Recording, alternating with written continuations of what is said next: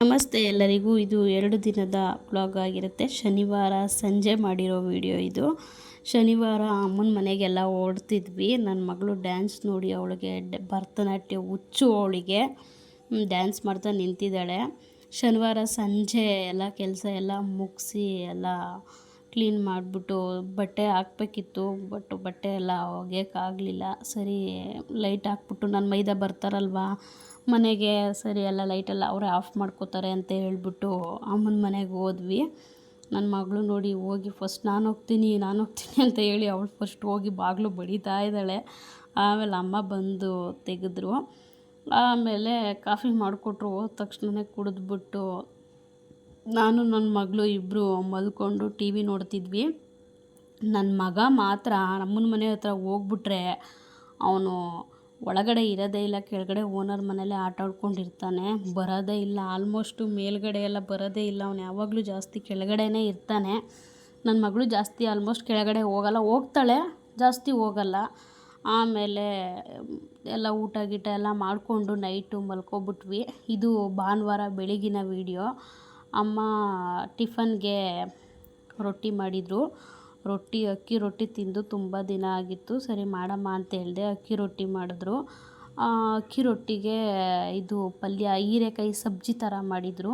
ಹೀರೆಕಾಯಿ ಸಬ್ಜಿ ಜೊತೆಗೆ ಇದು ಸುವರ್ಣಗೆಡ್ಡೆ ಪಲ್ಯ, ಅದು ನಮ್ಮ ಯಜಮಾನ್ರು ನೈಟು ಹೋಟ್ಲಿಂದ ತೊಗೊಂಬಂದಿದ್ರು, ಅದು ಇತ್ತು. ಸರಿ ಅದನ್ನು ಸ್ವಲ್ಪ ಬಿಸಿ ಮಾಡಿಕೊಂಡು ಎರಡೂ ತಿಂದ್ವಿ. ತಿಂದಾದ್ಮೇಲೆ ಆಟಾಡ್ತಾ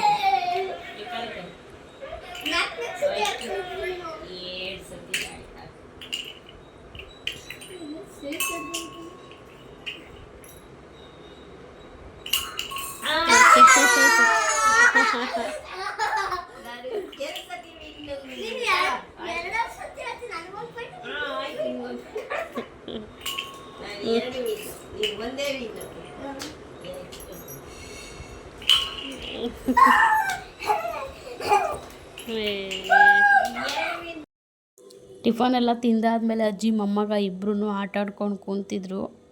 ಅಲ್ಲದೆ ಇನ್ನೊಂದೇನು ಬೇಜಾರು ಅಂದರೆ ಅಮ್ಮನ ಮನೆ ರೋಡಲ್ಲಿ ತುಂಬ ಜನ ಮಕ್ಕಳುಗಳೆಲ್ಲ ಆಟಾಡ್ತಿರ್ತಾರೆ ಕೆಳಗಡೆ.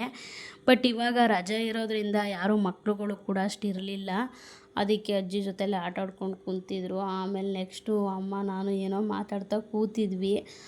ಹೊರಗಡೆ ಹೋಗೋದಿತ್ತು ಸ್ವಲ್ಪ.